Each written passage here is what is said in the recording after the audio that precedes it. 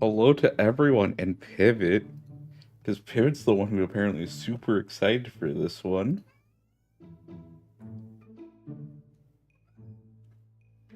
Whoa, whoa, whoa, whoa. I won't say that out loud.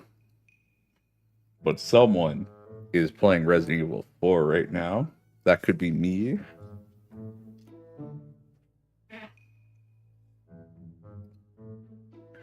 Yes, hello everybody.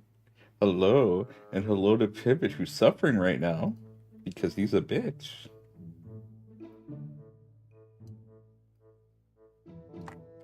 Say what out loud? Who's playing for Resident Evil 4? What lies? Because I was supposed to go live at 2:30, but the meeting I was planning to go to today, the person in front of me took 40 fucking minutes. No more, actually. 'Cause I got there at 1. No, no, no, no. No, they took like 50 minutes, actually. And then my meeting was like 5 to 6 minutes. I thought they're going to be a little more prepared and actually have people ready. But, no, they did not.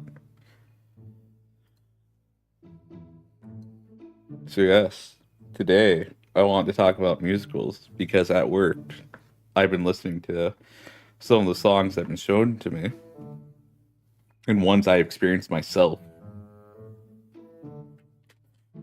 So a little history. I've done theater back when I was in 7th grade. And I think there was only one production I did not do when I was in high school. And it was a really dumb one. I don't even want to say the name of it, but it was a really dumb one. And props to the ones who actually did that performance. I still can't believe our theater person instructor thought this was a good play to do, but I'm not even going to say the name. I do remember after all these years too. I'm just not going to say it. So I'm trying to remember if I was ever in a musical. I can look that up actually real quick. Was I in a musical? Let's see.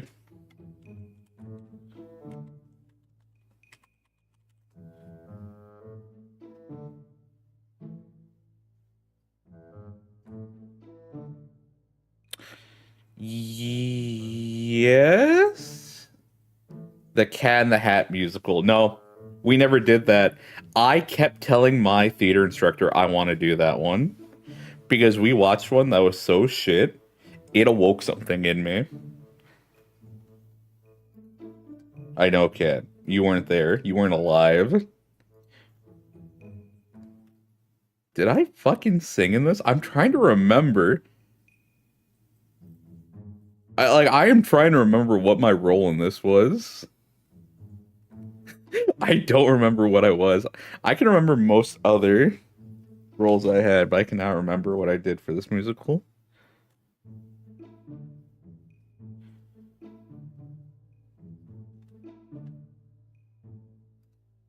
What the fuck was I?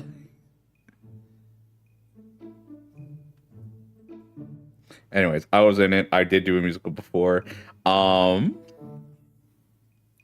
And my first introduction to musicals that I can remember was back in like 2006 or 2005 when I was on an airplane and I heard the song It Sucks to Be Me, which was from Avenue Q.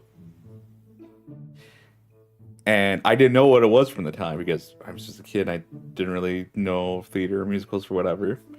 And I remember I was like, hey, brother, you should listen to what's on like audio channel 4. He listened to it for like a few seconds, took off his headphones and said, don't you dare listen to that. I forget what his reasoning was, but like he had a real shock to listening to that song for those few seconds and told me I wasn't allowed to listen to it.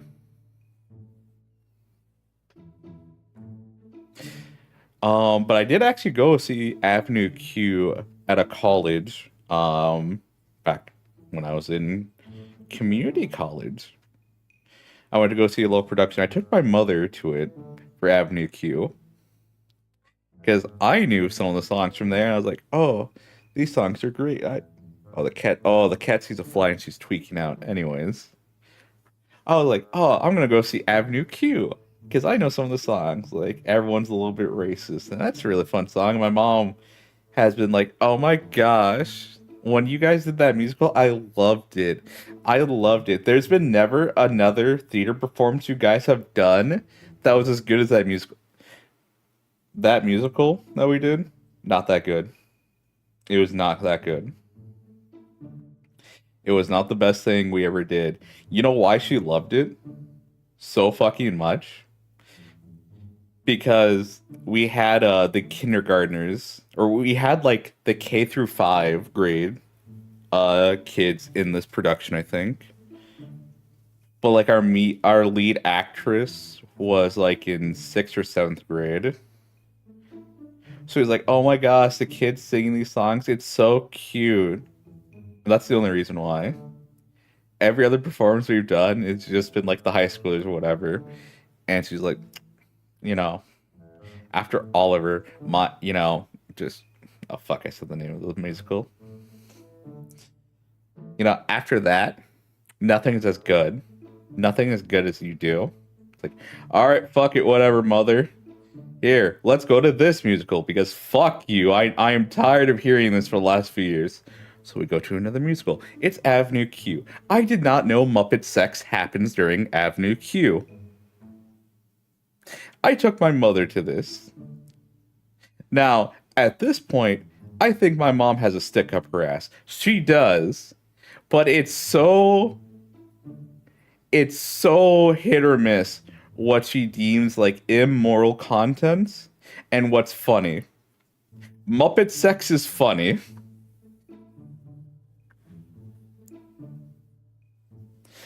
I'm glad Riku's making sure all the middle school musicals are properly criticized. You do the best with what you can, right?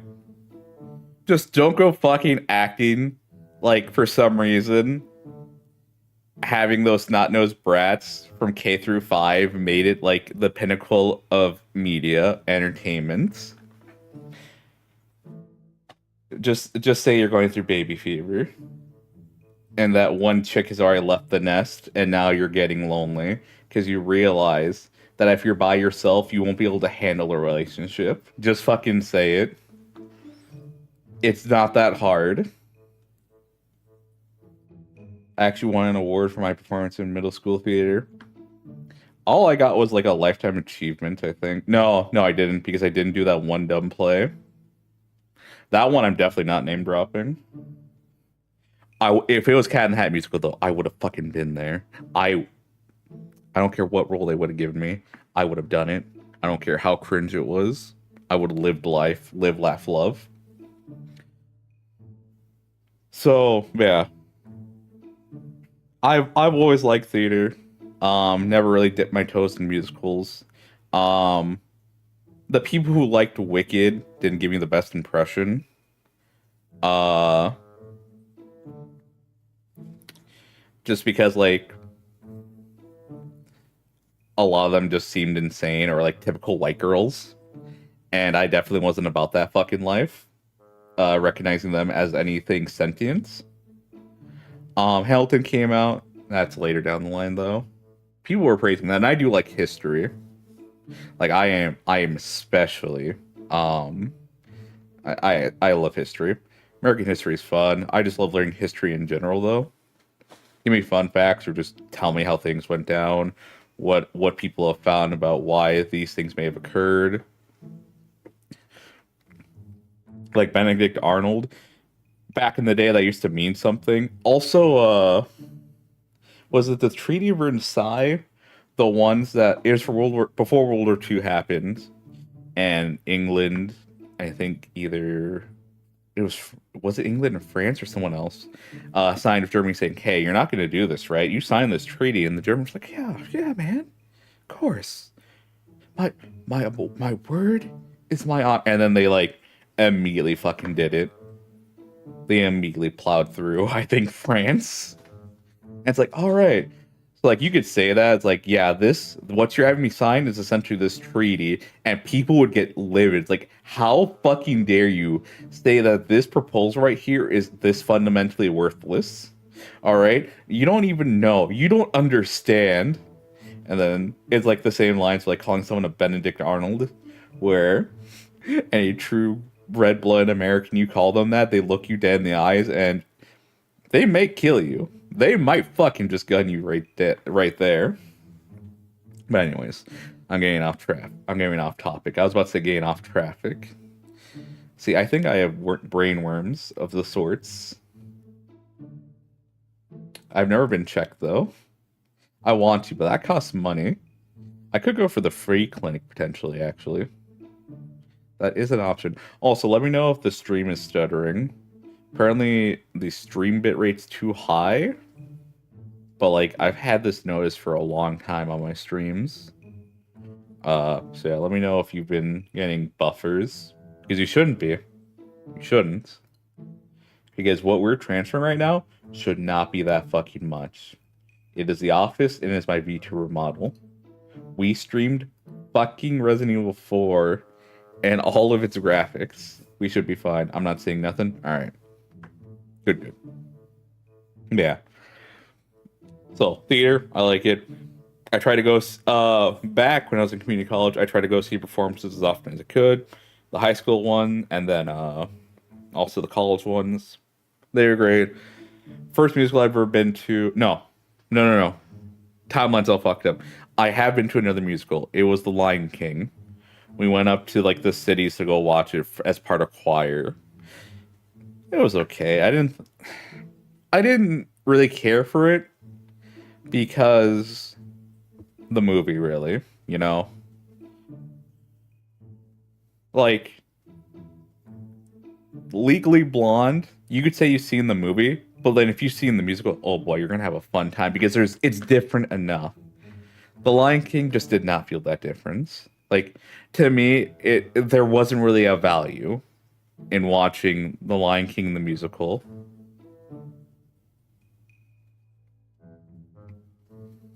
Like, yeah, if someone would come up to me and say, "Hey, I've seen the movie, should I watch the musical?" Yes, because you are gonna get new things in there. Like, there's enough difference. Especially if you watch the one on Comedy Central, yeah? With all, like, the edits or whatever. Like, just, if you can find somehow the musical or the songs, do it. It's worth it. 100% worth it. But yeah.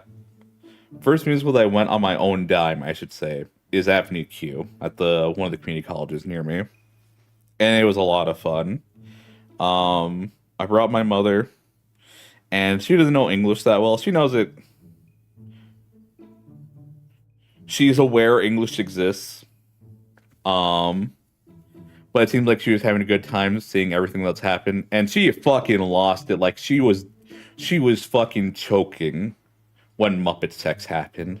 Like, very few times have I seen that woman laugh as hard as that, or just no, she's laughed a decent amount of times, but not to the extent where like the only thing she can do to let me know like her levels of what the fuck is going on is like lightly tapping, is like lightly backhanding my shoulder. Like, it wasn't even like her hand, it was like the middle of her arm, really, because her other arm was over her heart as she's dying of laughter. The Lion King and Cats. If I had a nickel for a musical of actors dressed up as cats being overrated, I'd have 2 nickels. Yeah.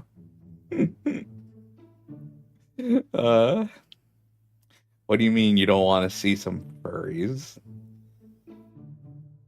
Also, wasn't Lion King like inspired by Macbeth or something? I forget which Shakespearean play it was. Yeah.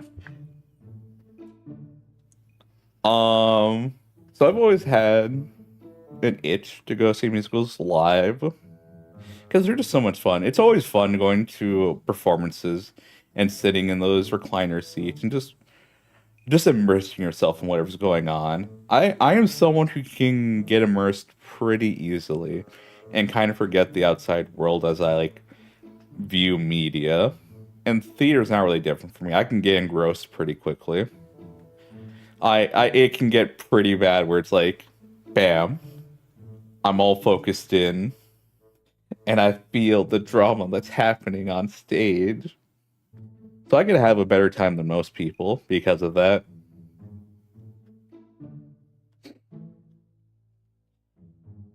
So you might be wondering what brought up musicals? Well, as you know, I am friends with Pivot and Corner, who are there, they're chatting, both of them. Pivot loves to always say, "Oh, don't you have a song in your heart, Riku?" And I always go, "No," because after high school, I banned off singing. That's another fun story that can lead into this. This is Tangent City. I swear, this all relates to each other. Give me your money in red super chat form. Anyways, I was in choir in high school and middle school.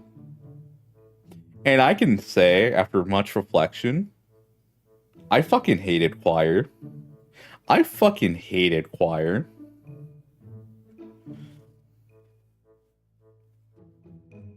This is probably why I like musicals, because I don't have to. They're singing for me. They're singing for my entertainment. I am not the one up there singing for them anymore. Now they are the ones delivering the music to my ears, and not the other way around. My choir experience was so shitty. Oh, we had some fucking characters for our for our choir teachers. Like one of them kind of reminds me of my boss at the pizza place, and I feel so bad for him too. The only reason he was a character was because the grade under me had like a few dudes who they were jocks, but like they weren't like bullying the nerds or whatever. They were really just dudes. Not to the levels of dudeness as like Denji, but they were just guys really. Like what did they want to spend their time on? It wasn't like picking on the nerds. It was like talking about like the games, why their picks for who's best at these games are shit. When I say games, I mean like actual sports. They like hockey, they like basketball, they like baseball. So really, like just depending on the season, like that's what they were talking about most of the time. And they had like a passing interest in like really like what was it? Hot Rod. I know one of the guys liked Hot Rod a lot. So like some of the weirder movies, something like you could show them probably Anchorman and they'd have a great time just because of how weird it is. Uh, the, I'll put it like this: they enjoyed their time with me because I could be pretty absurd at times and just say the most outlandish claims as jokes, and they'd look at me and go, "That is the funniest shit, but what the fuck, my guy?" Yeah, I got along with them, but they had one guy. We're gonna call him Jay. Jay was so fucking energetic.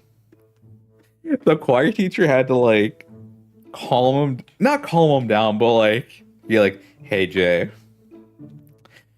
I really appreciate the enthusiasm you're putting in right now. I just need you to knock it down a peg or two." And this culminated when we went on a trip. I forget to where. Let's say Little Canada, Arizona. Yeah, let's say that just for a place. So Little Canada, Arizona. We had a decent hotel, and we had to get up early in the morning to do some activities. And everyone was tired, except Jay and some of the other kids from the grade below me. They were hooting, they were hollering, and I think they got complaints from the staff themselves that the choir teacher had to go in, and apparently he had a huge box of cookies that his wife made, and he had to go, "Hey, guys, I have a big batch of my wife's home cooked chocolate chip cookies. Now, if you guys can behave yourself and he didn't say shut the fuck up, but like, turn down the energy and go to bed, I will let you have this whole thing tomorrow." And I never learned if that worked or not, but that was the mood that these kids set for this teacher, and that's what most of his time had to be focused on, because this fucking guy, he was just so energetic. And if he wasn't with his pals from the same grade, he would be absolutely mellow. He would be really chill. Like, he would just do as he's told and be like, yeah, sure, okay, yeah, no problem. But as soon as you got him right around the guys, the dudes, the bros, no, he was a loud motherfucker. He was energetic and he was happy to live life. And I respect that. I just feel bad for the music teacher. And then the next music teacher, the one that I had for the rest of my high school experience, was like an 80-year-old woman who may or may not have had a racist bone in her body. But it's cool because despite me being darker skinned, I had a really nice voice, she said. A voice for radio. And she'd frequently tell me, like, hey, Rikku, you're going to be the ones who does announcements for our songs to say, this is the song we're going to sing. Because when I talk to the older ladies, they absolutely are head over heels with your voice. You remind them of those voices from back in the day or whatever, when men had a backbone or whatever.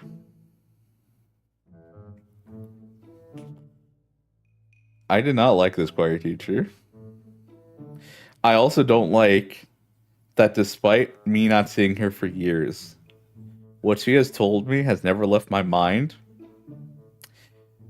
Because older women do like my voice. And I hate it because they tell me it every time. I don't hate my voice.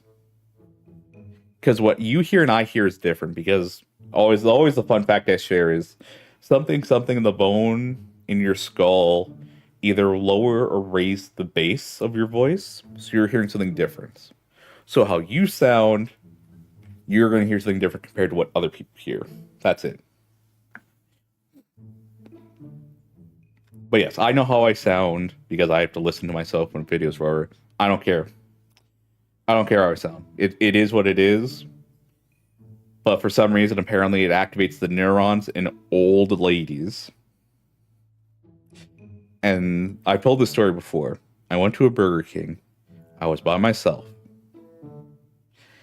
I think I was behind a couple. And they went to do their order. And I ordered my food. I go sit at a table. And I forget why. But, like, I think they switched seats next to mine. And at this point, like, they didn't know or anything. They just switched spots. But the guy with the girl, the guy left. And the girl, just wanted to talk to someone, I guess, and was like, how are you doing today? I was like, oh, I'm doing fine, in my regular voice that I do. She goes, oh, you have such a lovely voice. And in my mind, I'm going bug-eyed, but I am trying to be calm and rational because I'm just hit with a flashbang from back in the day from my choir teacher. I go, oh, thank you. And she goes, do you perchance partake in radio? No. There's a college in this town where, they do like a couple hour segments with radio with like students can try their hands at radio hosting. And I think you'd make a lovely broadcaster for that radio. Okay. You know, I think there'd be some ladies out there who'd love to hear your voice talk as they're doing some of the chores around the house. Okay. It was so, and then like I think your guy comes back and she goes, "Ah, it was so nice to meet you." And oh god, I go, "Yep, it was nice to meet you as well. Enjoy your dinner." She blows me a kiss, and I'm just like, I don't know if this. I hope this is your brother, and not a date. I really pray to God that you did not just do this shit in front of a guy you're dating and or are married to or are interested in. Ah.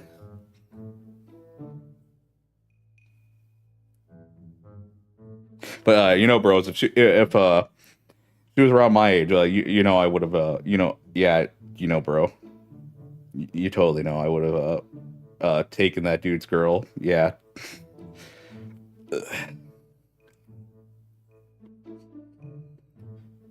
You have a very prosperous backup career in your pocket, Riku. Apparently I do. You know what the problem is? I have to fix my stuttering and my stammering. Is stammering? I think it's stammering is a word. I get tripped up with my words. And I think it's because it's not because like I'm anxious or anything. It's just because my brain runs faster than my mouth. Like I think it's pretty obvious with like the last 30 minutes that like my brain is running a mile a minute, and so many things are like intersecting. Like right there, I was about to say interconnecting. Just don't overthink and it'll solve itself. That's the problem where it's like I'm just talking and thoughts will just like come in out of nowhere and like just hit the side of the van I'm driving in right now.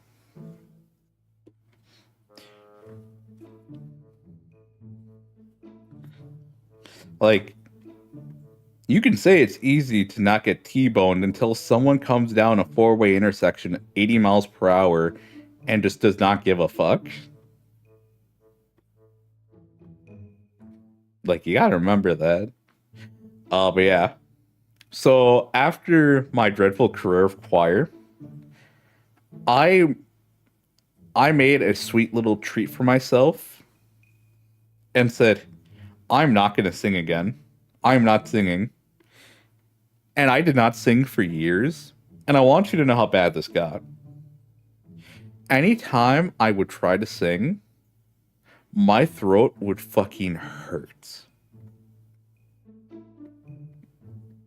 And I need you to understand, choir did not, like, teach us how to properly sing. All they say is, like, oh, sing from the gut, not the throat. I never learned what the fuck that meant. Like, this was just something they kept saying and never taught me. So after I stopped singing, like, I don't know if it's because I just built up an endurance. No, because I cannot remember a single time when I was in choir, my throat would ever hurt. Like, from starting choir to ending choir, nothing. Yeah, sing from your chest, not your nose. Yes. Something along, yeah, from the chest or gut or whatever. That general area.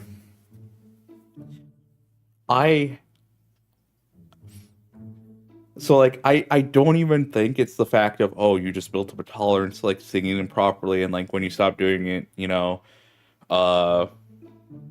your throat just wasn't used to it. It's like, bro, I never learned how to sing properly. And it's only after I told myself I'd never sing again did this problem occur. Because I didn't sing a lot when I was a kid either. I kind of just joined choir as is. So yeah, anytime I try to sing, my throat just hurts. And I have tried to, like, sing from the chest or gut or whatever. again, because I never learned how. It's just, I just don't get it.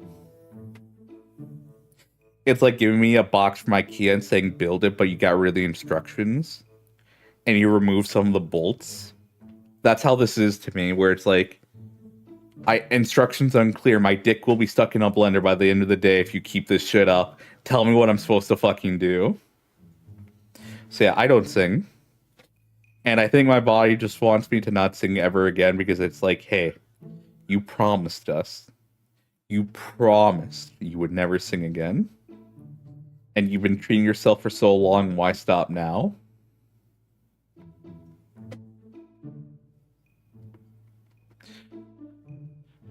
So yeah, but I've always loved music. I really like music. I like it when people play instruments. I like listening to people sing. I do not like singing though. I'll play instruments though. I'll definitely do that. If there's an instrument I'm going to learn, it's probably going to be drums.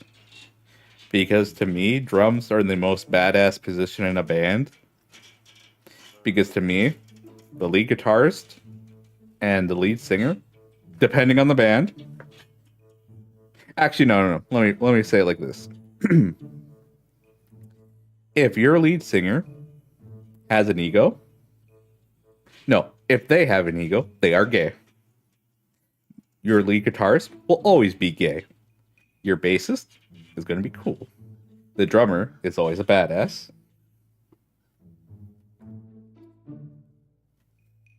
Because I remember back in the day when a bunch of people would want to be the singer of the band, you know, be the one who gets all the ladies because they think they max out charisma. They're going to score so much puss. Oh my gosh. I'm such a fucking lady killer. And they could be easily replaced in any band. Just like lead guitarist, because everyone's like, yeah, the ladies are gonna love me. I know like 4 notes, and I'm gonna play the water song from Family Guy, and they're just gonna love me. I've heard stories from my brother. I think he's from like Queen of the Stone Age, where like the dude played for like 5 different bands at one point. Because no one wants to be a drummer. Because being a drummer is really hard. It's a workout for your upper body. Yeah, good drummers are hard to find, yeah. So I'm gonna say the bar of respect for when it comes to positions in the bands, guitarist and singer are extremely high. But that's just because of the amount of assholes who have, like, just used those positions to try to score, you know? I'm not saying, like, drummers and bassists haven't tried to do that before either. It's just that it's like you gotta have an ego as the singer thinking you're the fucking best when really you're worse. You're worse than a tone deaf bat.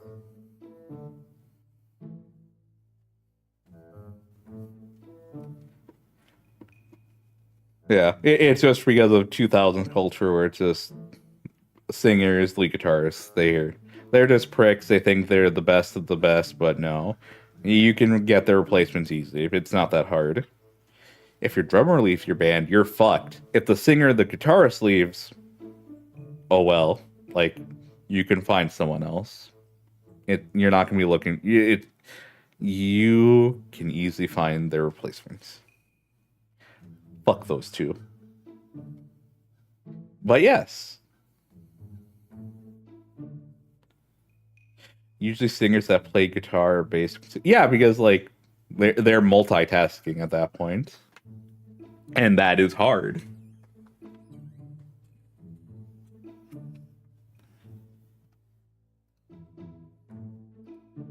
I just got a message on Discord. I was wondering, I was like someone saying, fuck you, Rikku. Anyways. So yeah, I've always liked music. I've always liked listening to music. Lose the triangle guy though, and the band may as well split. You joke, but I could easily see that being a position that's very valuable. Because you're there, and it may seem like comic relief, but then when the guy leaves, you're just like, man, like Maybe we sound better, but I don't know. Band practices just feel lifeless. Doesn't feel like there's much soul anymore.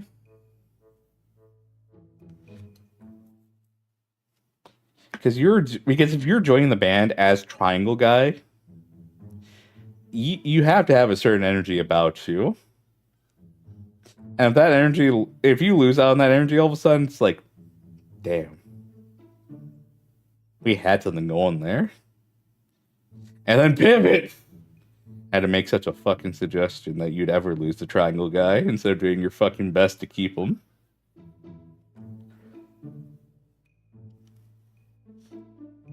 It's like having an unofficial mascot, and like one day corporate decides, hey, we don't need this mascot anymore, and like the people just start hating the product because like, why'd you get rid of him? It's like because we thought you guys found him annoying. No, he was literally just there.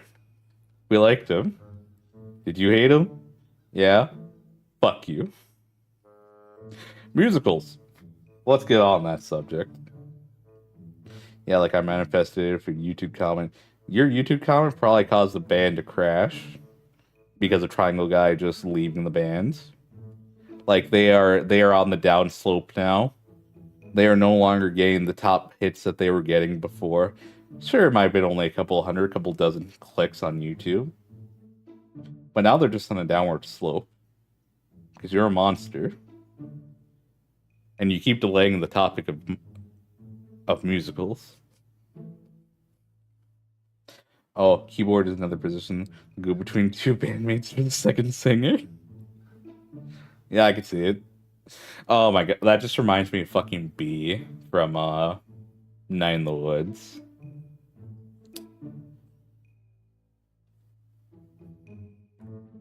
I don't like B. Anyways, continuing on.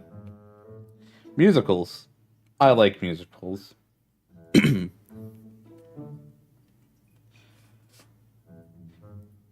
I I think I like musicals more than traditional theater.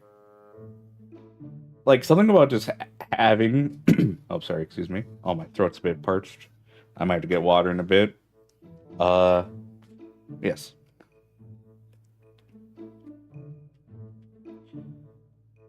Maybe that's why also Lion King didn't feel that good to me. It's just because like sure they added some song. Well, no, the movie had songs, but yeah. We will talk later about Triangle Guy. What else do we have to say about Triangle Guy Pivot? You already cast your bad magic on us and the people. I'm grabbing water. Fuck this.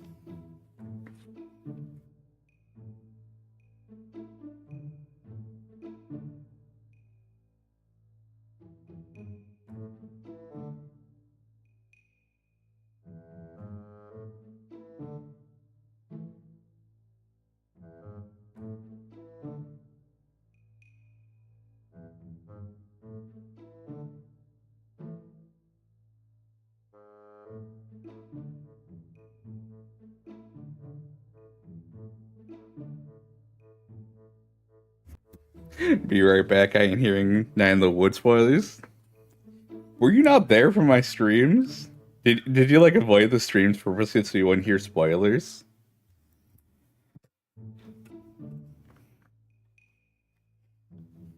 Honestly, that to me is funny. You were doing everything in your power to avoid spoilers. Corner, just play the game.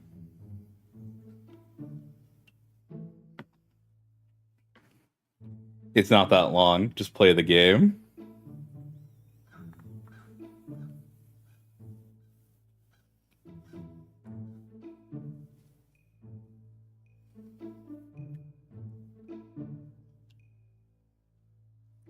She's gonna come back and be like, "All right, are we done with the spoilers for Night in the Woods?" And I'm gonna just scream the most absurd shit I can.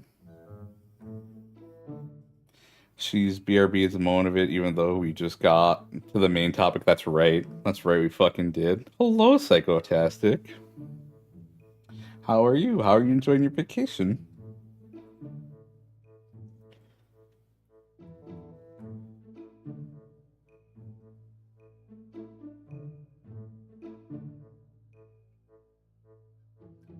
I have just been spending 40 minutes building up to musicals, giving a rough history of the things that led me to this. TLDR, I've been in theater since like middle school, and I was in choir from like middle school to high school, and I swore off singing. I'm good. Staying at the hotel began with a cyclone. Everything is okay. That is good. You had me scared of cyclone, but if you say everything is good, I will believe it. Or okay. You know, triangle guy would be also alright in that kind of situation, Pivot. If you didn't tear the band apart, you. I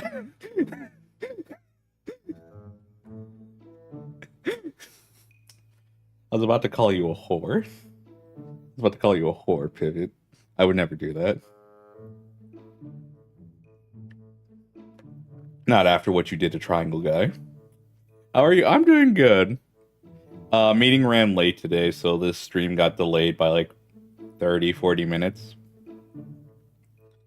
I'll turn you to a triangle. You can't fix what you broke, Pivot. Stop trying. The damage you've caused is... it's gonna linger. And it's not gonna stop lingering. Yes, musicals. I want to go see another musical. I want to go see more. Because I think even if the story is mid, as long as the songs are okay, I will probably have a good time. That is my genuine thoughts on musicals, where as long as it's okay to good, I will have a good time. The story can be kind of whatever. Because to me, it's like, I'm trying to think the genre. Yeah, story doesn't matter. Musicals are all about music, story doesn't matter. That's right. And even then, yeah, that's why Cats is popular. Yeah, if the songs were good, like you could honestly just like tune out the rest of the scenes. 'Cause that's the thing where it's like, if you look at the Cat, I don't know. Wait, did Cats in the Cats movie? They did the songs, right? If the songs were good and performed well, like you could probably tune it out. Like I have not seen Cats, but I've seen all of like the CGI or whatever, and like yeah, it looks weird, and the story does like from what I remember, I don't think it makes sense. At least how they adapted it, maybe. But if I had seen and the songs were good, I'd be like, oh yeah, no, I had a good time. I just looked at my phone the rest of the time, but when the songs come on, bam, there is no story. Is it in the sense of like there is no story because all it is just like justification? It's about cats introducing themselves? Ah, okay. Okay, so yeah, it's just any dialogue in between is just a justification to get to the next song then. Okay. Is that kind of how it is? So like there is no story because like you said, it's cats introducing themselves. So all you need is like, oh hey, here's this cat. I'm this cat. I do this. And then song happens. There's a genre that I feel like I'm trying to remember. I think it's like a genre of video game where it's like you don't need to the story doesn't matter, but the story is a justification just to get to the next fight scene. I'm trying to remember what it was though. So I don't want to say action games because there's like it was like a very specific thing. I prefer my musicals with plots, thank you. The plot should elevate the music, if anything. And even then, I feel like the songs themselves could serve as like what's the word?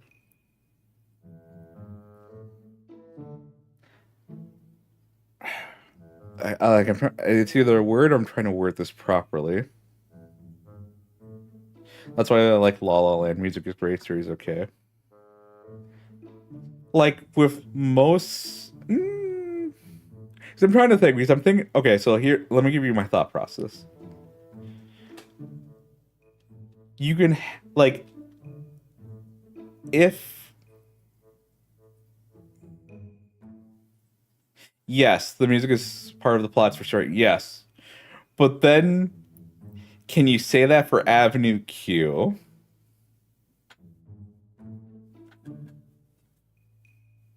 Where Avenue Q just has songs that happen, and the plot was the justification for that song that happened. Like the internet is for porn. Like you could get some plot in there of like this is a teacher's struggle to try to educate someone on like the various uses of the internet, and it's supposed to be like the whole grander thing of like, oh, humans will give in to their basic desires at convenience or whatever. But that's me reaching. When the plot was just I forget the name of the monster. Where the teacher's like, oh, you know, well, what do you use the internet for? And then the song starts, the internet is for porn. The internet is for porn.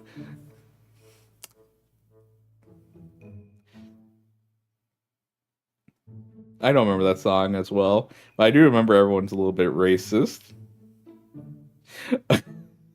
Okay, but at that point, we're comparing apples to cantaloupe. It's still a musical, though. So I'll say this. Again.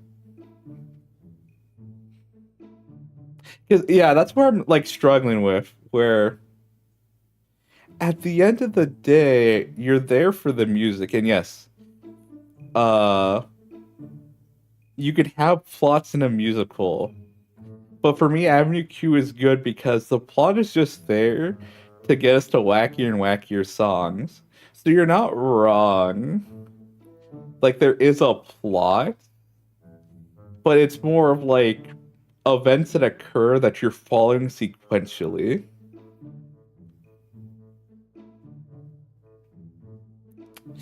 Oh yeah, back in Night in the Woods. Yeah, no. Because with Epic, be right back. Works every time.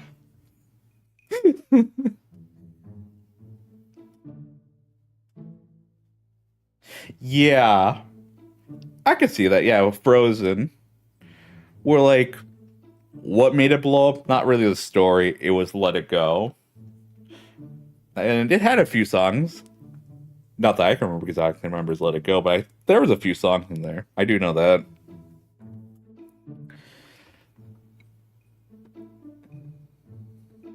Right now we're talking about.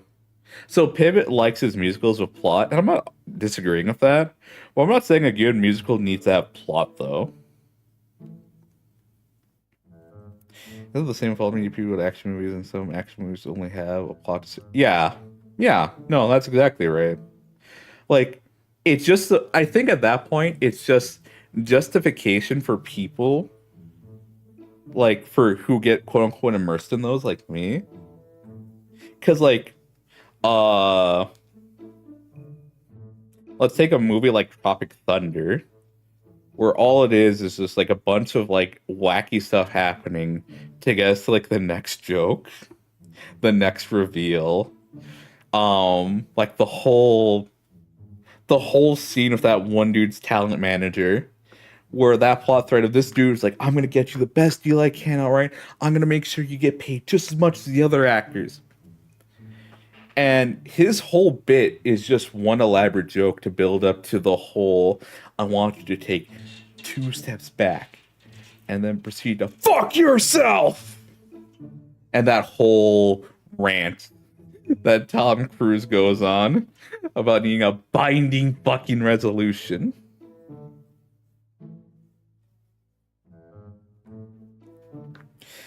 Yeah, if you watch a Chinese fighting film, it's about how good the choreography. If it has a good plot, that okay. I'll say that. I'll say this: musicals, you're there for the music, but if it has a good plot, that's a great bonus. And that is what musicals are to me.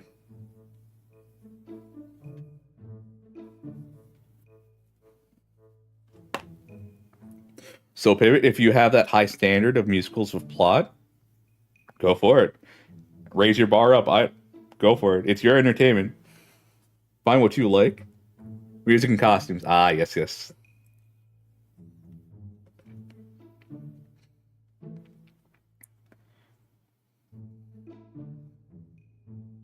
I think a great musical have a plot and songs that work together, but that can hold it back from songs to be Yes. Ooh, that's a good point too. But I guess that's what separates the I guess exceptional songs from the okay songs in that point. Most musicals try to aim for catchy songs with bridges between them. Yeah. Like there's always that one song, that they want to make sure that kind of blows up. It's like give me a second, I'm trying to think of it. Um Not a headliner. No, what am I thinking of right now? It's like on the tip of my tongue what I was trying to think about.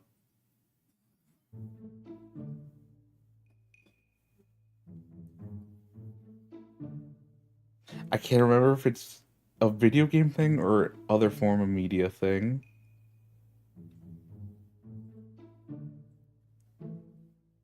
Fuck. I can't think of it.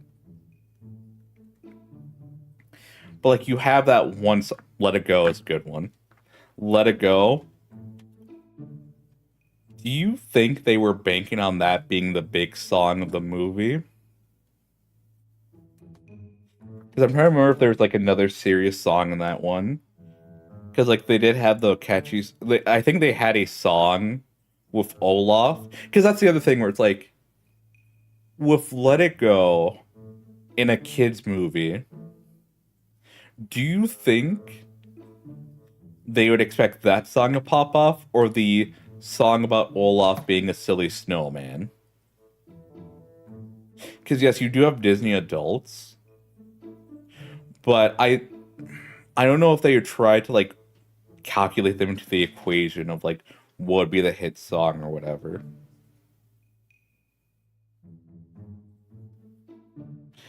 Let It Go was the plot changer. Yes, there was the shift because of Let It Go.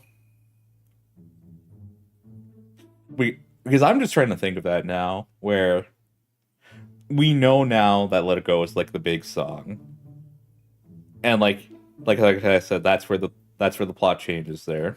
That's where it pivots. Let It Go is also a very simple song, very easy to remember. It would be in a kid's mind easier.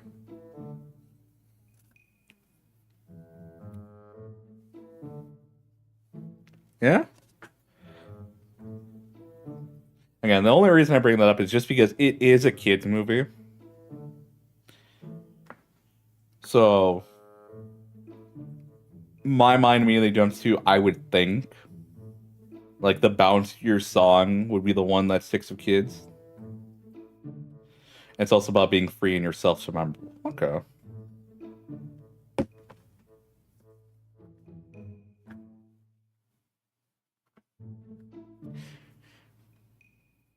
Makes sense. Yeah. It's just in my mind, if I was an exec and you told me Let It Go was the big pop-up song, I'd be surprised. That's why also not why that's why I'm not in marketing.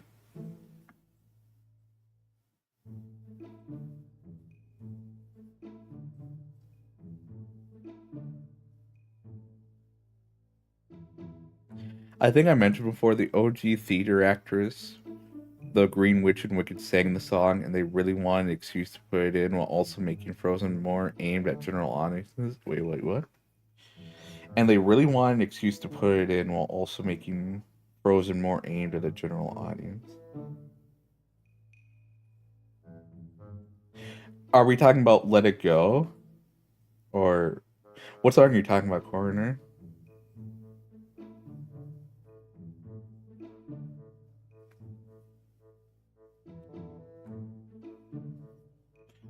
Let It Go? Okay. They really want an excuse to put it in. Oh, okay. See, this is why I like to hear some of that background information.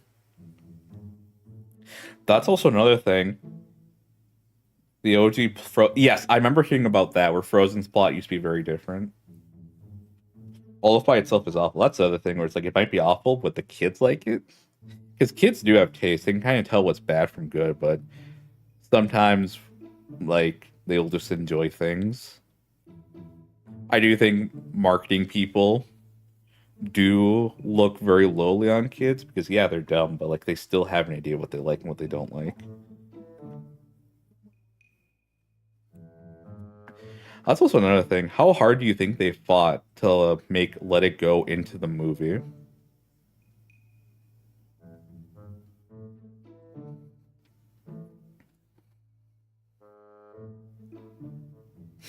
Olaf is like Minnie's been saying banana. He says very adult things while being very stupid.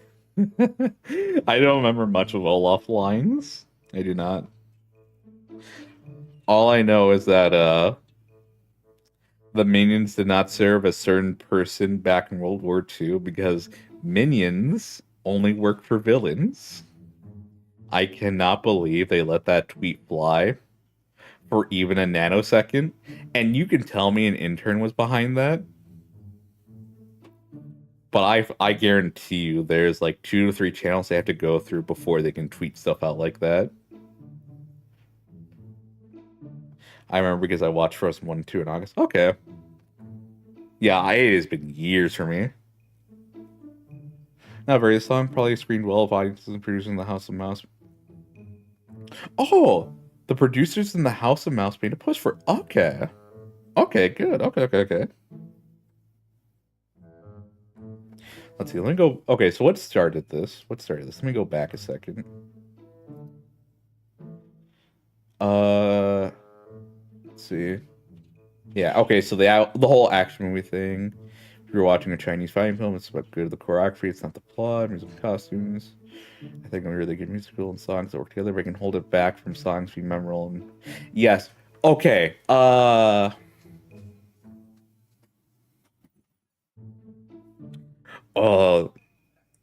Okay, so that reminds me what Corner says.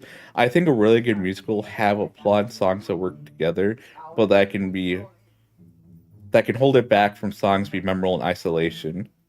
So this reminds me of the scene for Space Marines 2 towards the end, the one with the banner, where if you showed that to someone and they just had an interest in just war/shooter games in general, I think they'd be able to appreciate just that scene, not like the whole Calgar showing up thing. Spoilers, that doesn't really matter. But just that scene of them holding out, I think a lot of people think that's pretty badass. When you have more information, it becomes a lot better. But even then, like, there are some scenes in video games I can think of where if you have it isolated, people can still like it. But without all the buildup, it means nothing. And there was a certain game that reminded me of that whole thing.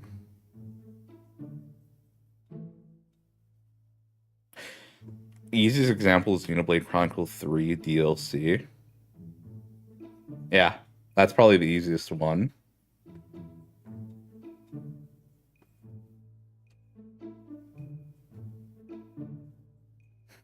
You might be like, well, yeah, that's like technically the 4th game in a trilogy. But a lot of the Xenoblade games hold up on their own.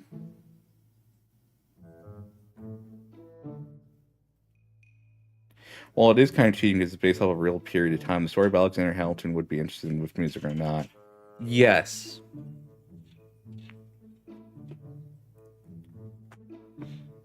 Actually, I'm not going to agree to that.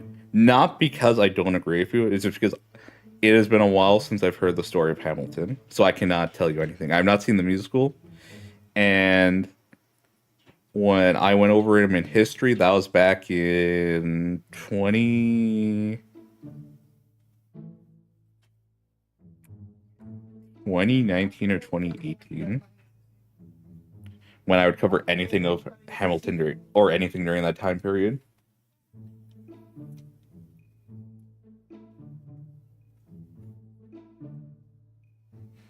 But I think Xenoblade is a good example of this. Um, because each game you can play on their own. And I'm gonna be honest, Xenoblade 1 and 2, you don't need to play like okay, obviously okay, one because one was the first one, they might not have had the idea of two or three in there or whatever. But with two specifically, you don't need to play one at all. There are just tidbits you'd get that make it go, oh, that's kind of cool. And Xenoblade Chronicles 3 is the same where you don't need to play the other two. You can play it as is. And even if you knew some things, no, even if you played the first two, it still doesn't matter. Like, it doesn't bring it up to a peak. It's the DLC, the story DLC for Xenoblade Chronicles 3, where it has some cool scenes, but that is the one definitely where if you have not played the other games, and I do mean other games, like not just Xenoblade 1, 2, and 3, I'm talking Xenosaga, you will not get the highest highs of that game. While 1, 2, and 3 by themselves, yeah, just play them. Just pick your favorite. And then you're interested in what happens? Oh, just look up a lore summary. You can't get away with that in Xenoblade Chronicles 3 DLC. It will not hit as hard. And it's if and I'm even gonna go a little further. If you don't play or have good knowledge of Xenoblade Saga or Xenosaga and Xenoblade Chronicles 1, 2, and 3, and before a certain scene happens, you can't go back to it and get that high.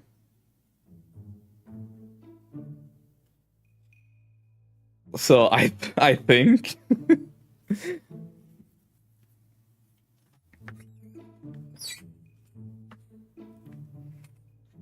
where I think that in Xenoblade Chronicles 1, 2, and 3, you can have some really badass scenes. You don't really know much, and you can look at them and go, yeah, that's cool. But this one fucking scene, actually, no, the one segment, you can't show that to someone and be like, why does this matter? This isn't that great. Let me go see those giant robots get cut again. Or let me see that hot woman with her soda fight the big bad dude. I want to see Goku punch the strong guy.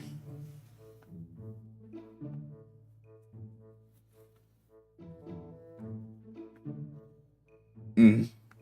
I fucking love Xenoblade Chronicles 3 DLC. Holy shit. That is... Ah!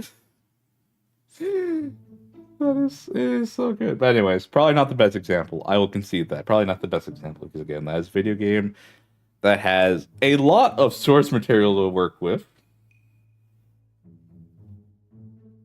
A better example would be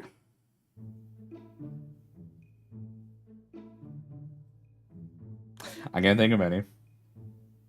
All I know is that corner's right.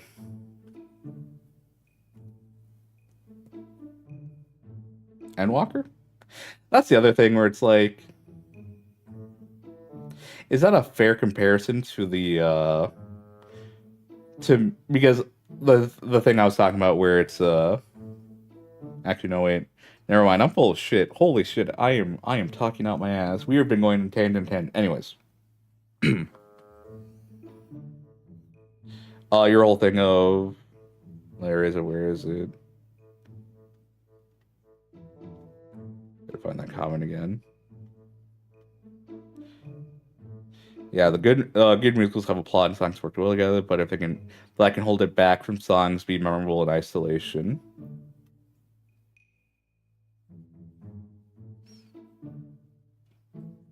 I guess that example does work because I feel like because Endwalker's a great expansion. Well, the story is great. People have problems with the expansion itself, but yeah, no, there's a lot of cool things in Endwalker. Like just cool visually. But if you were to skip a lot of the story and just get that, it wouldn't work that well. So I guess that does kind of work with musicals' whole plot and music thing. Because I don't want to say this, but if Endwalker didn't have the big, I guess, no.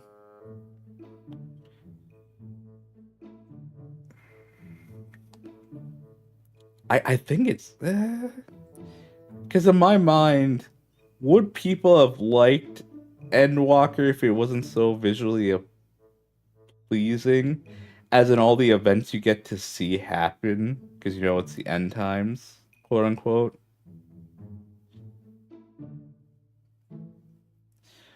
So like people could probably be like, "Oh yeah, this is awesome." So like they did kind of have to cater to people playing it who didn't really pay attention and just kind of make it like that, oh, I want to see Goku punch the strong guy kind of thing.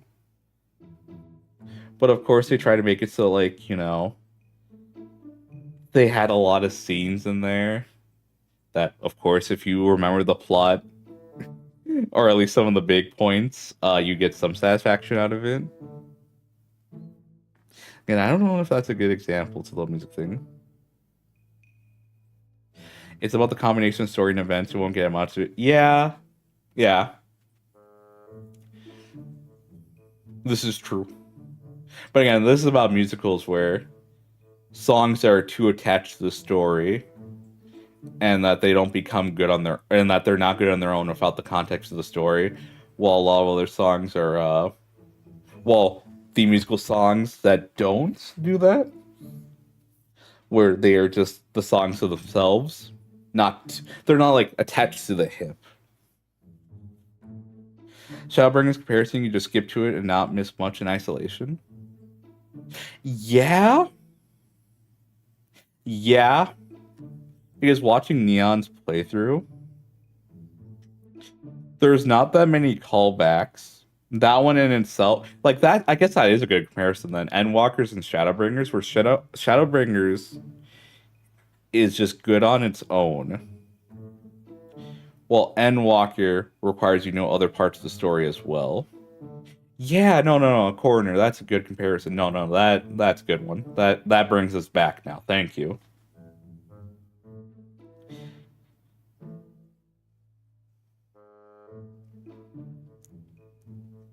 Because, as people have said, that one is just a good Final Fantasy game right there, is Shadowbringers.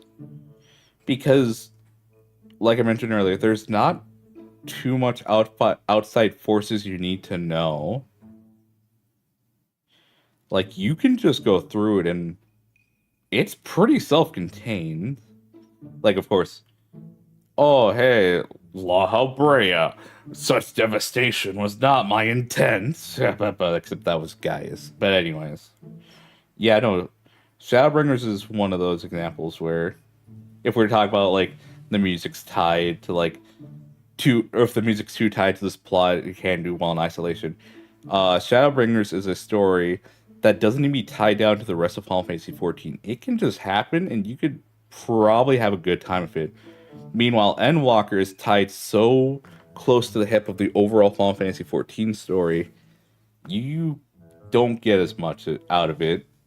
Like, yeah, like I said earlier, the visuals are pretty. You get some cool scenes, but it won't hit as hard because you're not caught up. You don't know what's going on.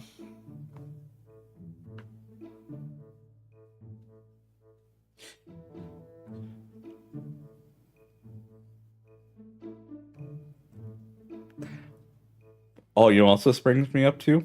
Epic.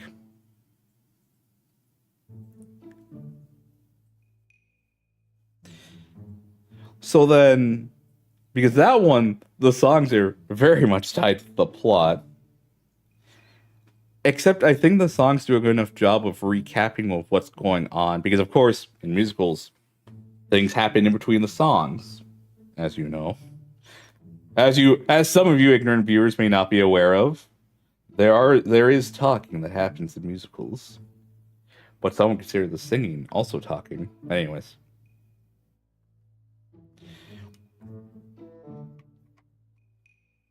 like with Epic, I do not know the story of the. Is it the Odyssey? Or, yeah, the Odyssey. That well. I think Epic was designed without the talking between needed. Yes, I would. I would like it if there was talking between epics, but like with Epic, the songs are good, but they give you the plot. But the thing that I think what makes the song so good is that they just are good songs that are essentially telling you plot. But when you hear it, you don't really think about it. It's just a really good song. And that's what I really appreciate about Epic, and where I can see Pivot coming from. Oh, I like my musicals with plot, thank you, because it doesn't make me feel like they are just telling me a story while singing. It feels like they are singing a good song for my entertainment first, with the added benefit of here's character development, here's progression, here's the plot you want. While Avenue Q just has the really good song. There is no plot progression there. There is no deeper meaning. It is just funny song happens, and we had our justification with the dialogue that happened beforehand.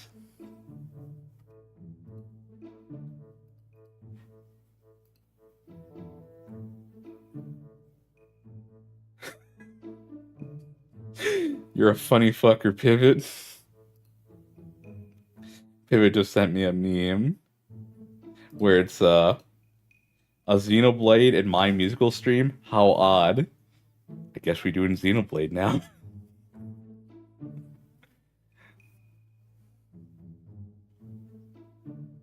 I think Epic is a good in between plots considered in the song because there's no talking dialogue here. Yep. Bravo to the person who wrote the song for that, by the way. Because you could easily add in dialogue in between the songs. But in case they don't get that luxury, they have the songs and you can kind of piece together what happens. And of course, the blessing of animatics as well, drawn by artists. That helps as well. But regardless, the songs themselves, they can carry over to each other fairly well.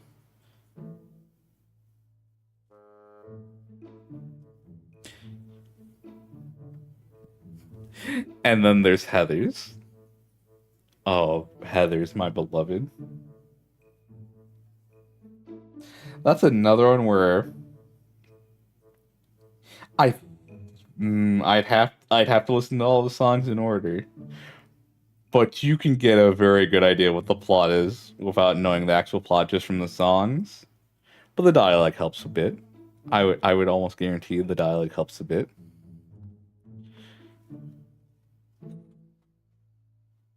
Because yeah, that's another one where a lot of the notes you want to hit for the plot are kind of covered in the songs. It kind of reminds me of a thing from Shakespeare, especially Romeo and Juliet, where you read it, a lot of lines be summed up in one sentence. Whereas the songs are kind of like that, where we could give you a monologue, or we can have a few bits of dialogue between the songs, and then just kind of reinforce it real fucking hard of the songs, you know?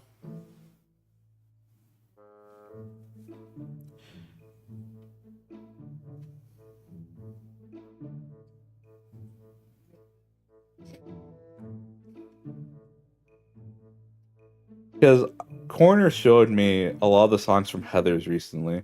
That's usually what music is. Yeah. But that's like the thing, though. Like, kind of like we were discussing earlier, is like, do you need a plot in musicals?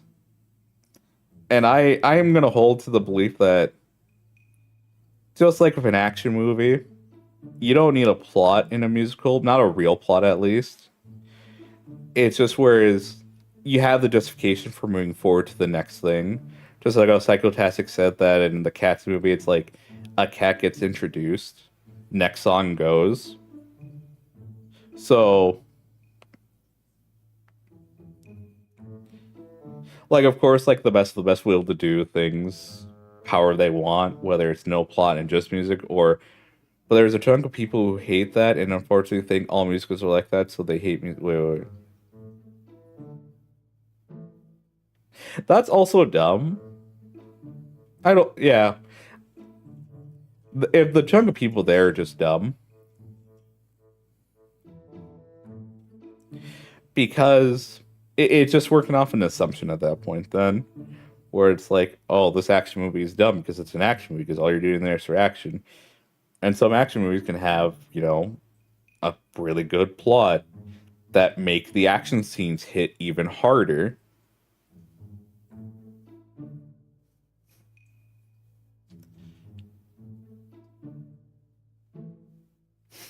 Like they're entitled to be wrong. And I don't think those are the kind of people I think, what is the point of singing about her feelings when she just talked about it? Yeah, exactly. Uh-huh. What's the point of them punching each other out when they already sparred with each other verbally? That's not. What is point of fire when meat is already cooked and it's raw ass meat? A consumable. Why bother?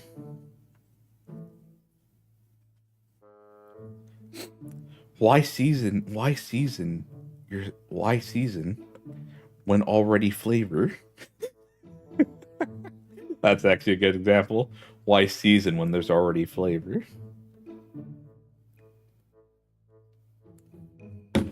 Because numbnuts. You're trying to experience more. Also, those are the small brain guys who like think too one-dimensionally. Fuck, give me an action movie that's also a musical where the action scenes and the songs are, you know, they're separated, but then bam, for one of them, they combine together. And they don't compromise on either. Predators. The Predators musical. Yes, Arnold Schwarzenegger was the best at what he did. I loved it when he started saying, "If it bleeds, we can kill it. If it bleeds, I can kill it."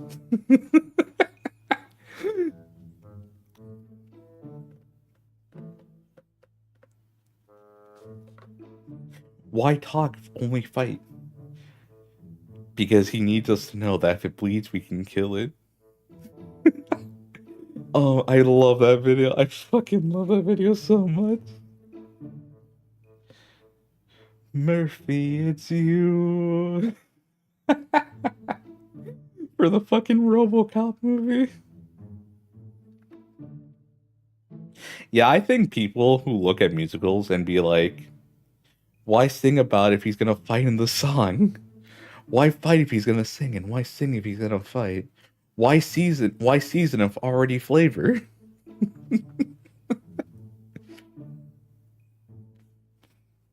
Yeah, I can definitely say, for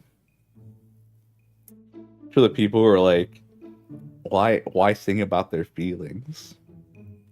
Are just boring. No whimsy, no enjoyments. And they're gonna be those fucking writers who are like, I have plenty of whimsy and wonderments in my life. I'm a happy person. That's why I'm writing this angry, bitter comment right now. Because how dare you assume that I'm a hollow husk of a man? Because I cannot find joy in life.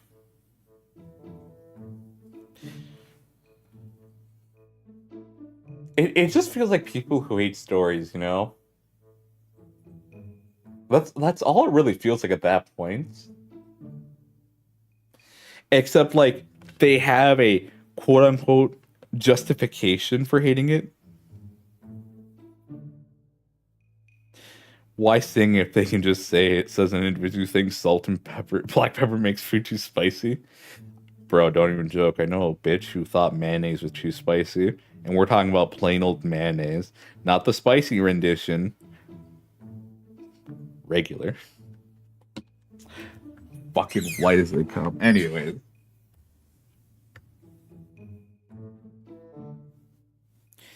I don't know, man. It just, at that point, it's just like,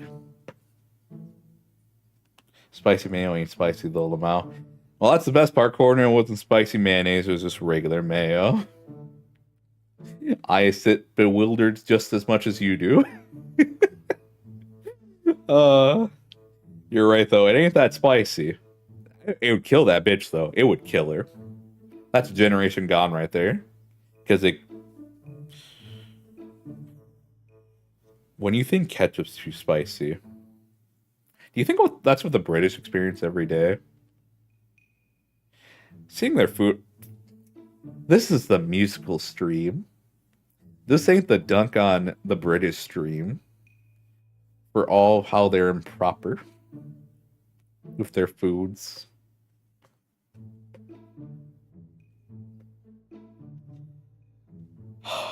Anyways, moving on.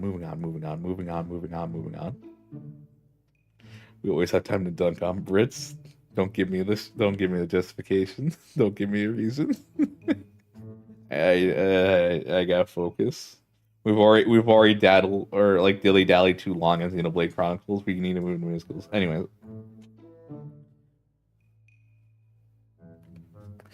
I need to see if there's an essay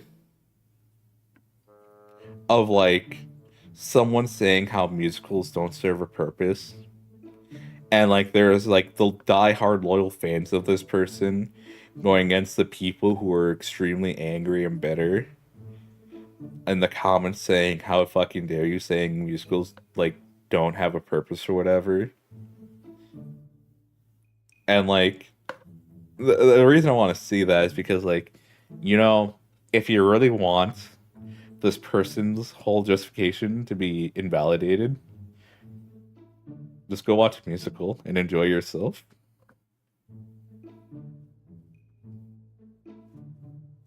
There's no thoughts. Why are they singing? There's nothing added with this. Why season when flavored? That's my favorite.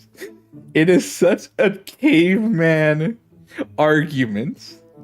Or as my old boss would say, knuckle dragging inbred arguments. But it's such a good retort. Like, why do chefs like keep experimenting with food? Well, you know, it's kind of pointless because like, you know, you can get those aren't nutrients you need. All it does is like change how your taste buds react to it. Yeah. And sometimes it makes it better. Fuck you. No, because like all you need is this. Like, why do you need? You don't need to add on anything else. Like, this is all you need. Fuck you. Why does a chef cook? Why does an artist draw art? No, why does a drawer draw? Love is just neurons in your head giving you dopamine. Exactly. Bro, like, what? You're just afraid of the dark because of programming in your brain. There are very good fucking reasons to be afraid of the dark, especially in the outside world, young man. Shut the fuck up.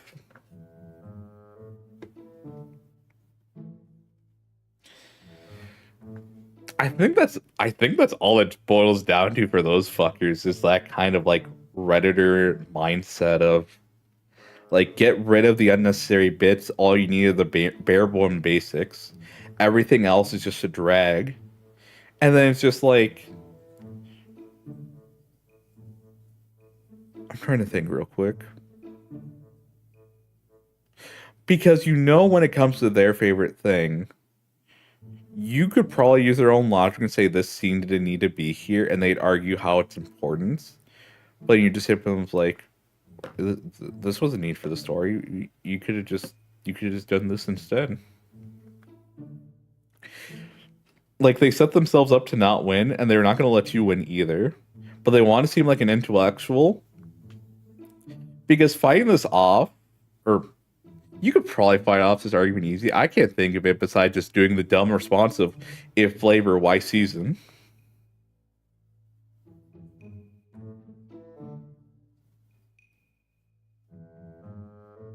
There are Normies that have this mindset. Yeah. You could say that for a lot of media, I guess. I guess that's what it boils down to, where it's like you could always reduce what someone likes and say like how unnecessary a lot of things are. Like like, fuck, I just saw it. Cars. Like, yeah, there are a bunch of unnecessary bits in the car. It's like, AC is kind of fucking nice to have, my guy. Like, yeah, I could just have the engine and make car go, but AC is also pretty fucking important. Or having the ability to lower the windows if I wanted to save some money when it's too fucking hot.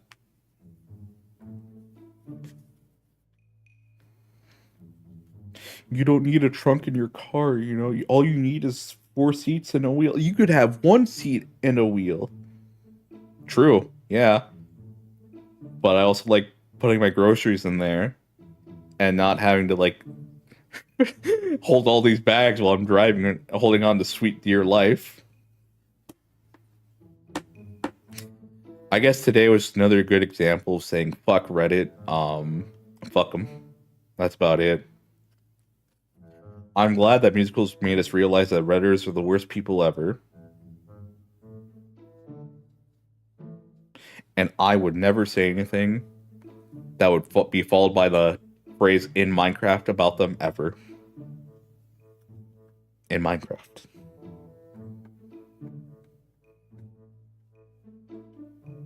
But yeah, Heathers. I really like Heathers.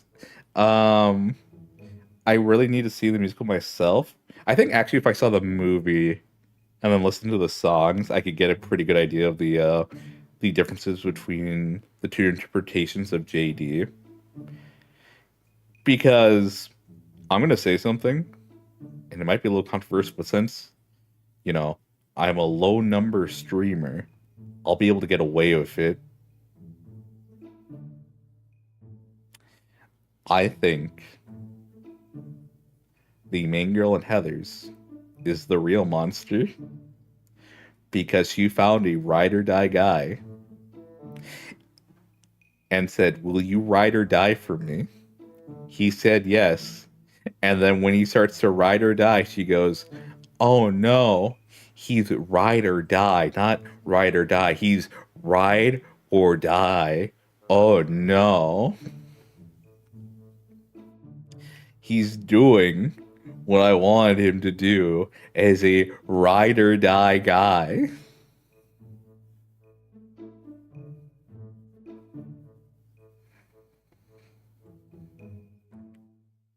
What do you mean? In the depiction of the musical, it seemed like he would have been just an outcast, but overall, like, not the complete fucking lunatic he became after I told him, "Will you ride or die for me?" Apparently in the movie they make him more of a I don't even want to say the words. Um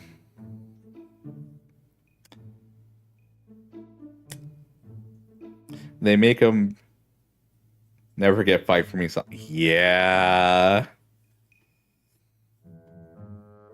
Again, we're gonna see the movie after this, but I also need to see how the musical portrays them. Where it's how much did the main girl sway him, become a monster, to release the inner beast? Because she would love him, you know, because I see what you got going on, and I'm just wondering if you'd spare some of that energy for me, to fight for me, if you would. But yeah, I do think it's very black and white. From what I've heard, at least, it's very black and white. For how JD's portrayed, where like he just does. I don't want to say the actual words. I'll just say incel maniac, I guess. Where he's someone who likes to take his shots in very inappropriate places at people, perhaps of education, or as some would say, the ultimate gentleman.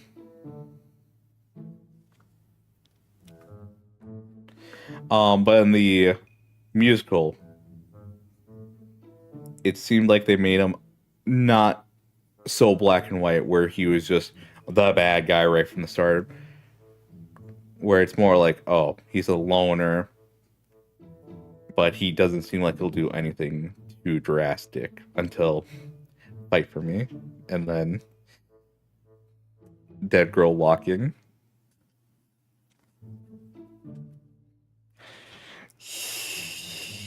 Yeah.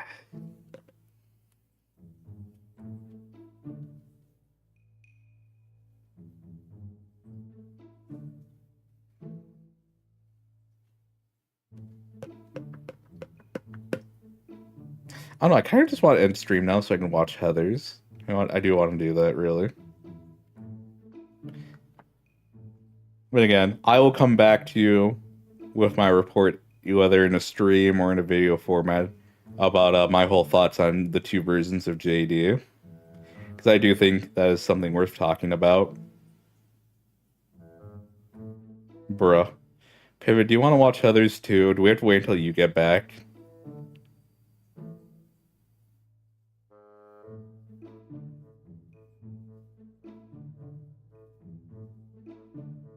Pivot, it's a yes or no question. Fucking answer the question.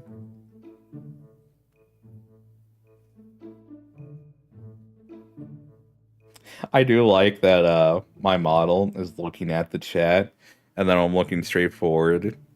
Like it's just looking at the graph because YouTube's open right now. But yeah, I do like actually that this works out where I'm looking at chat and my character's looking left and it looks like, I'm actually reading things. I like that. It's the simple things that entertain me. You know what's my okay, corner, he wants to watch it. Okay, we can watch when he gets back. So fuck. Get whatever you need done, I guess, before Pivot gets back, I guess, and Pivot. If you're gonna shit, do it on company time. Okay, don't shit on company time. Fucking don't get paid for it. I don't care, whatever. You'll have to miss on Heather's then, I guess, because you want to be like this. And you go, oh, wait, no, stop, no, wait.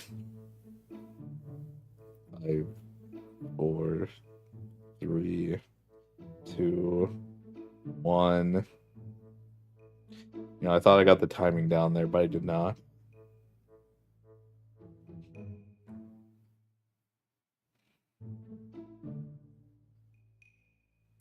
I can watch. No, you can't because you're gonna get a bunch of phone calls during it.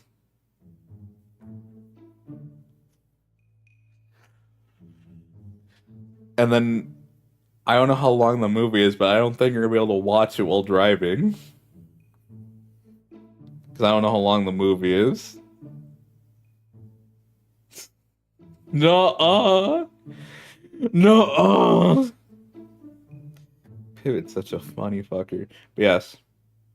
So let me give you this fun story because I've already dug myself a hole with this stream. So Corner was giving me a lot of the story, and there's also some problems I don't remember it as well. It's been a while since she told me the exact plot. Because essentially between each song, she was telling me what happened, what's going on, and everything. And we were going through the playlist for Heather's. And it gets to... Was it I Was Meant to Be Yours Corner? Was that the one that quote-unquote radicalized me? Do you remember? Because I'm gonna take a guess and say it was. I just want to check in a few first. Yeah. Then yes, yeah. It's either Dead Girl Walking. Okay. Dead Girl Walking Dead Girl Walking is the one where like they do the deed. I Was Meant to Be Yours is when he's screaming at her when she's in the closet.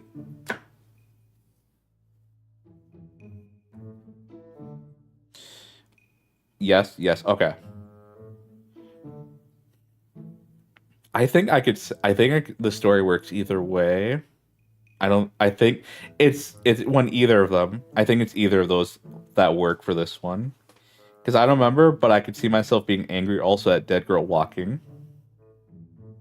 And then at that point probably I Was Meant to Be Yours was the one, like, the final nail in the coffin, but radicalization started at Dead Girl Walking.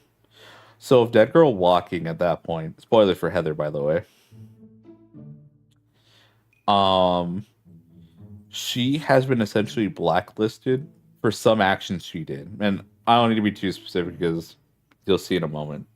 Um, so it's like Friday or whatever. Her sole social life is dead on Monday because she did something to upset someone. That's what you really need to know. And if cornfields and each fill in the blanks, but for my brief recap from I can remember, her life was essentially ended on Monday because as we all know, social life as a high schooler means everything. And then I think because of the situation she was in, it was a little worse because she wanted to be a quote unquote Heather. So she's like, well, nothing matters anymore. She goes to JD and is like, hey, I'm a dead girl walking, name of the song. I'm dead on Monday. So let's do the deed. And let me tell you all of my woes that were caused by this person. And I know you're a little unstable, but I could really be in your arms right now as I tell you all of my woes.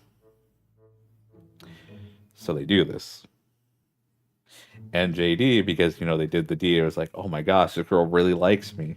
I really care for her. She's been so kind to me right now. Oh my gosh. And I forget if they, like, kill two jocks at this point. But anyways. So, JD, who has given up... That happens later? Okay. So JD, who has given up on life, who is essentially at that point fine with you know, just coasting for the rest of high school, seeing what life had to offer, was given a beacon of hope by this girl who was just like, I'm just gonna use you to forget my problems for a night. And it'd be really nice if you'd fight for me.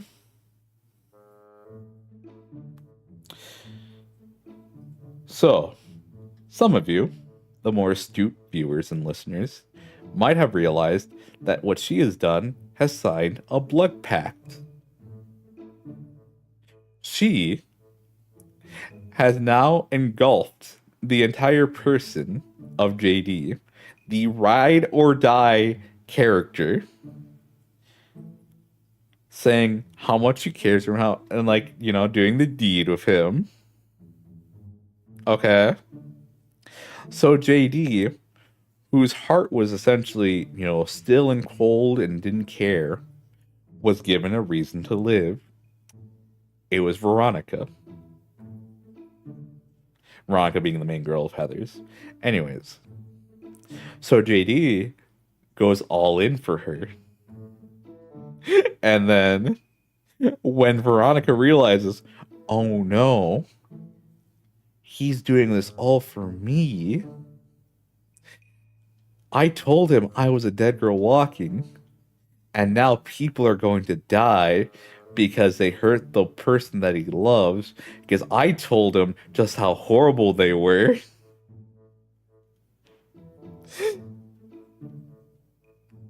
And then it culminates into I Was Meant to Be Yours.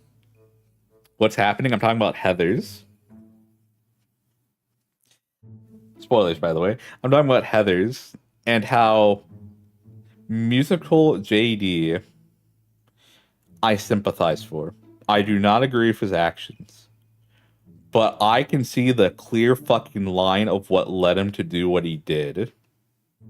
And it's Veronica's fault. In the movie, I don't know. Apparently in that rendition, it's more black and white. So this is the musical Heathers I'm talking about right now, not movie. Not movie. Because in musical, they make JD more nuanced. And again, spoilers. So if you don't want to hear that, immediately X out of this video. I hope you have a good day. But anyways. But if you're all fine with that, JD to me was like a hornet's nest. No, I don't think a hornet's nest is a good analogy for him.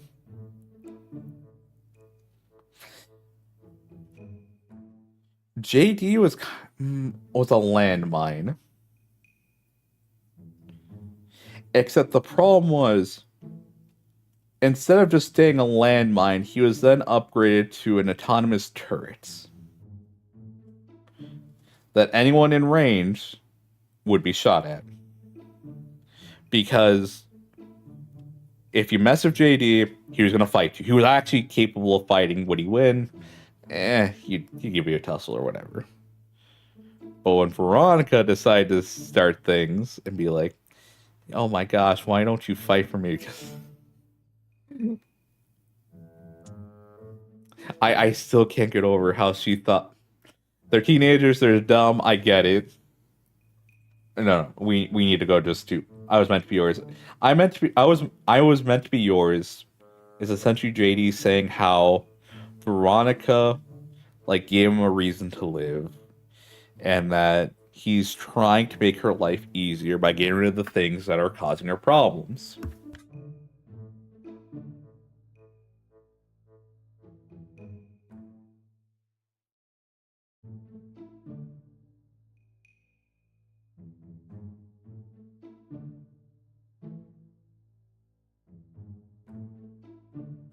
Sorry about that. Give me one moment. I just heard a beep.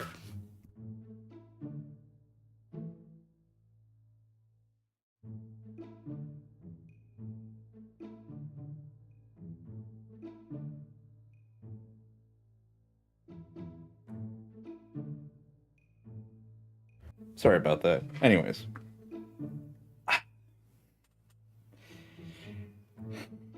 It just feels to me in the musical, while JD was portrayed in all the songs,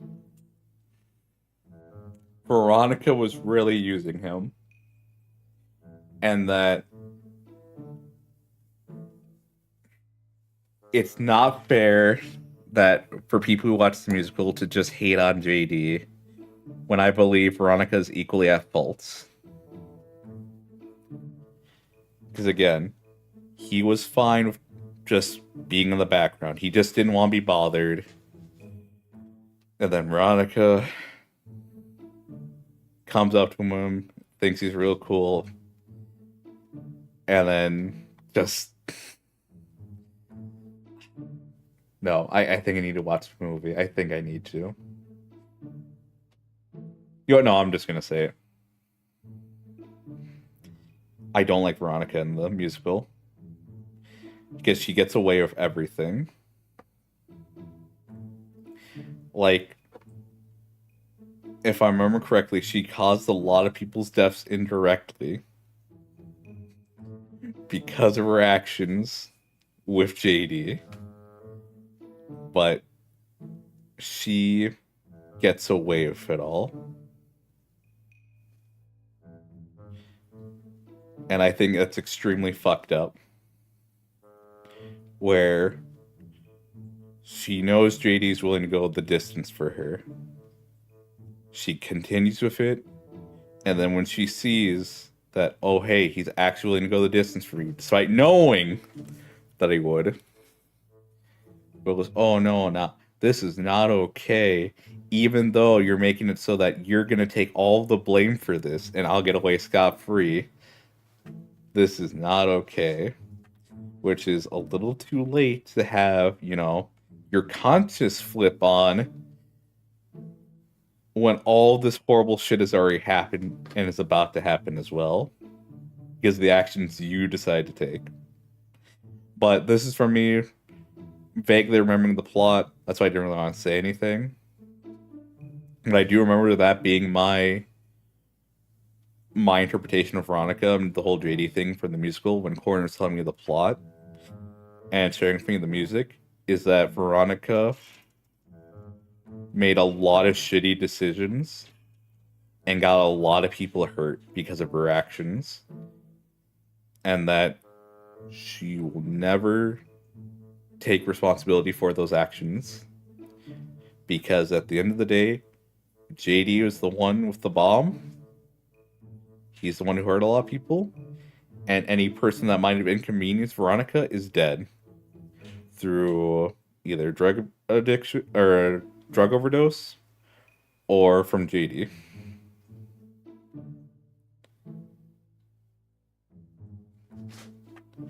Yes. I will now go watch Heather's.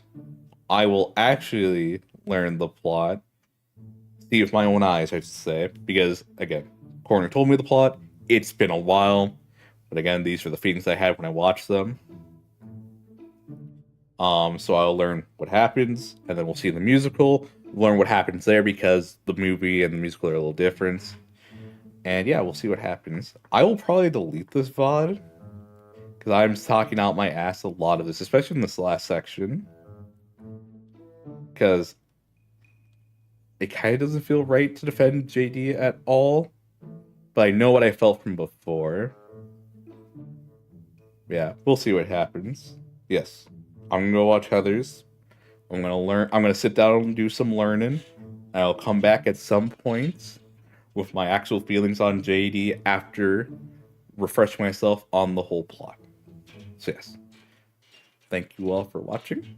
Rikku, what's your opinion on the new Wicked musical movie? I have not seen it. I didn't even know that was a thing. I've only really recently started getting into musicals.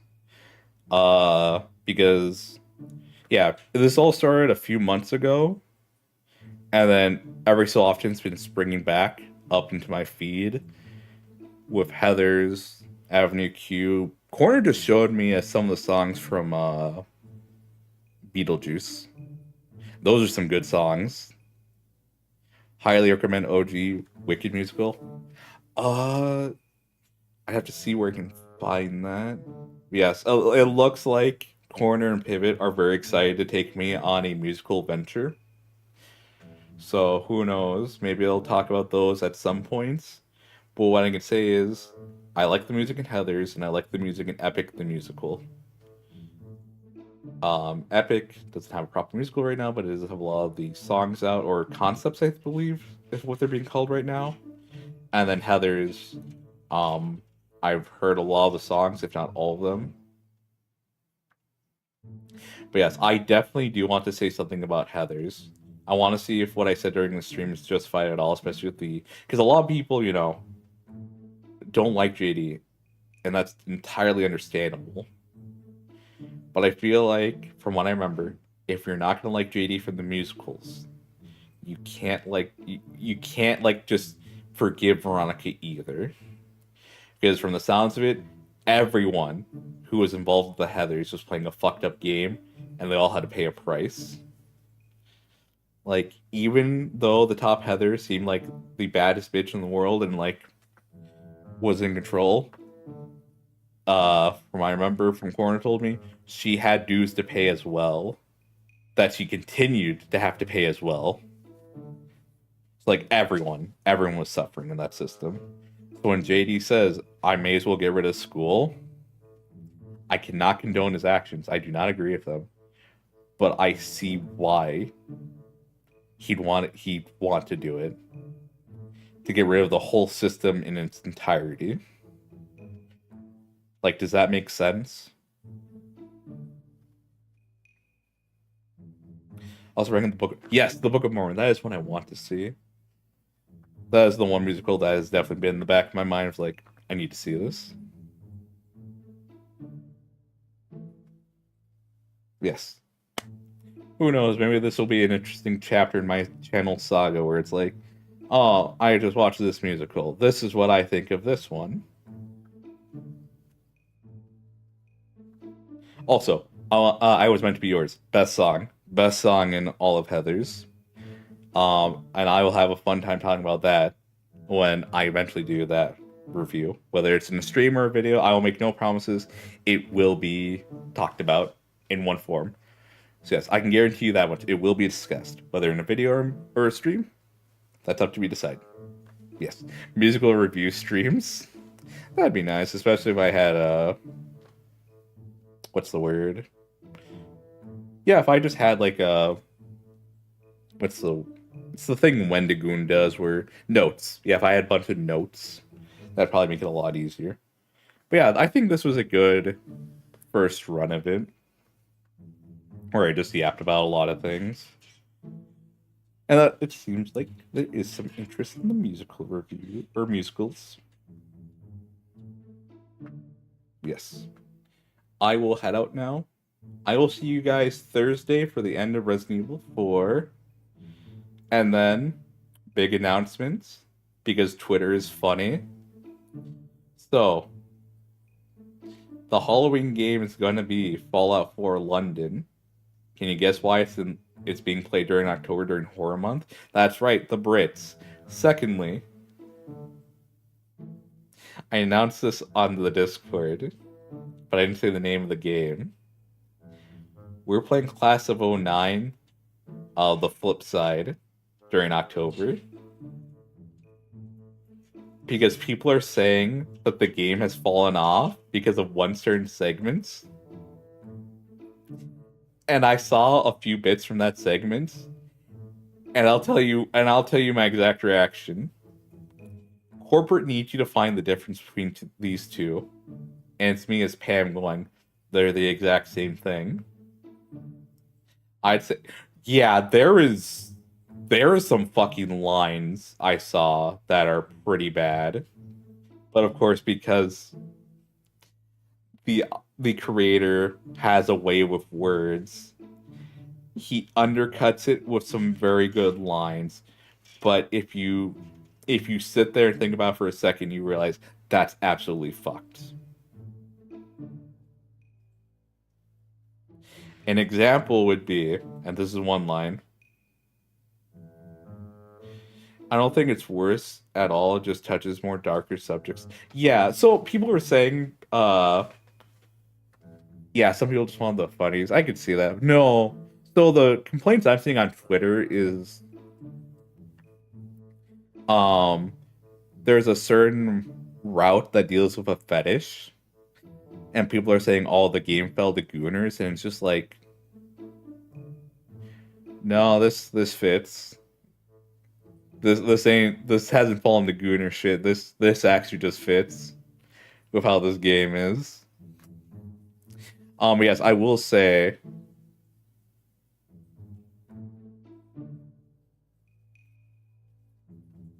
Why? Why what?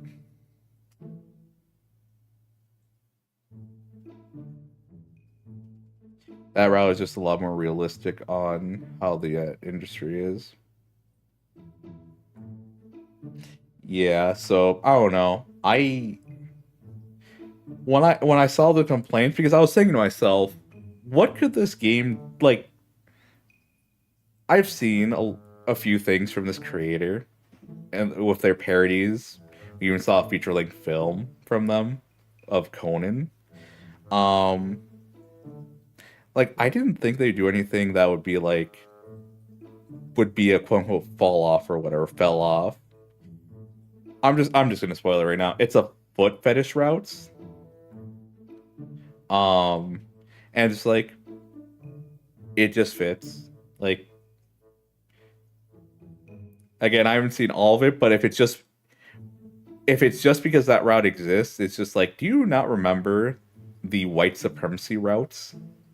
Like we this game is talked about a lot, and yes, this game does get into a bit of darker subjects, especially with Jekka's dad.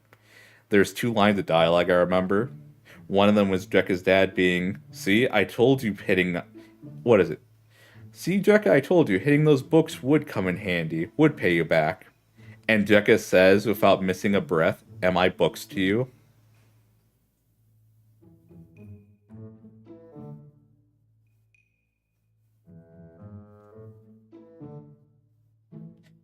Like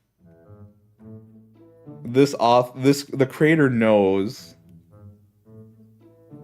how to undercut some of the darker dialogue, but again, Jekka Dad's beats her. Well, I think in the class of '09, I don't remember if her mom hits Nicole, but just like also does not care about her at all, and kind of treats her as a nuisance. Also, her fucking brother being a creep. Uh,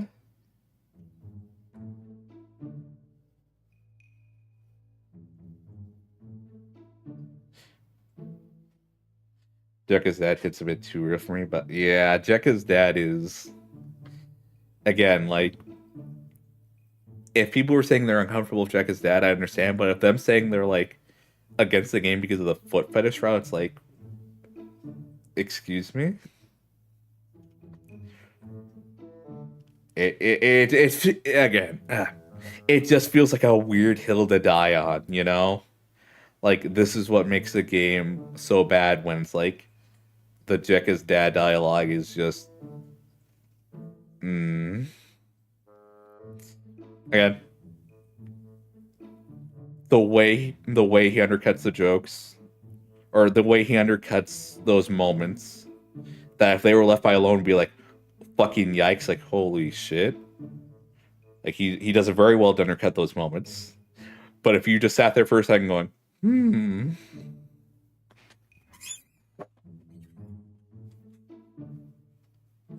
So yeah, my comment was silenced. So yes, look forward to that. Yeah, no, I'm excited to play Flipside. I'm gonna play it on stream. It's voice, so makes my life easier.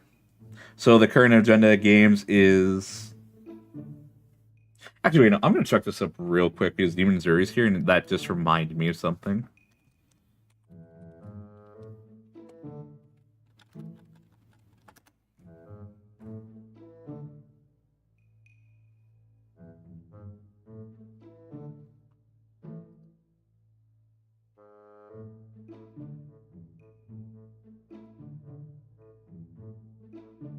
Actually, I'm gonna ask you as well, Demon Zuri, just in case you know off the top of your head.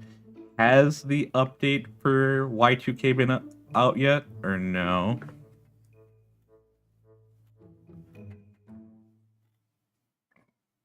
Oh, sorry, excuse me.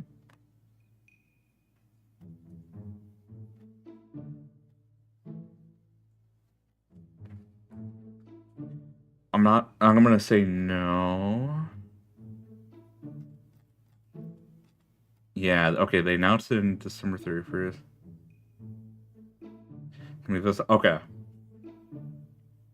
So game plan is finish Resident Evil 4 this Thursday. Um, next Tuesday, start Resident Evil. No, Fallout 4 London, and then slip in Class of '09 Flipside whenever I can. After October, where I feel like I get decently far enough in Fallout 4, if Y2K has come out, we're doing Y2K. If that update has not come out, we will do Final Fantasy Origins. I'll also make an announcement on the community tab because I think some of you are going to be interested in the game selection. We're going to do Final Fantasy Origins, Valhalla. It might take a while to come out since it's a long game, but hopefully it'll be out this year. Yeah, no, Y2K will be played regardless. It's just when. Because if Y2K comes out in sometime in October, it's right after Fallout 4. If it doesn't come out in October and comes out later next year, we slide in when we slide in. It'll be like the thing we play immediately after we finish whatever we're doing currently. We're gonna finish Fallout New Vegas. We're gonna finish Lisa. And then after that, yeah. So November, December will either be Y2K or Final Fantasy Origins. And then yeah, no, November, December. Final Fantasy, Y2K, with Valhalla slipped in every once in a while. Then after either one of those games is done, we do Lisa the Painful and Fallout New Vegas. And then after that is there was another game I wanted to play. I can't remember.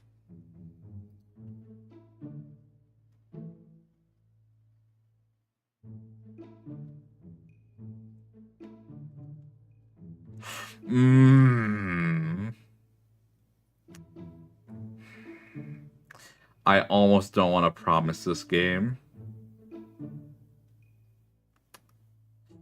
We will play Indivisible.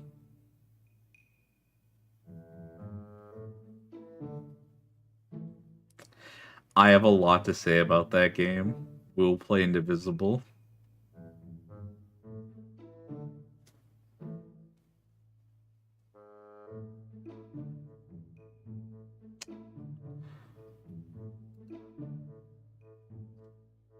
I wanted that game to be so good, and we'll save it.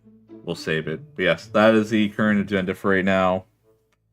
So yeah, I look forward to that. I'll also make a community post just so people know what's coming in the future, and that I am streaming as well.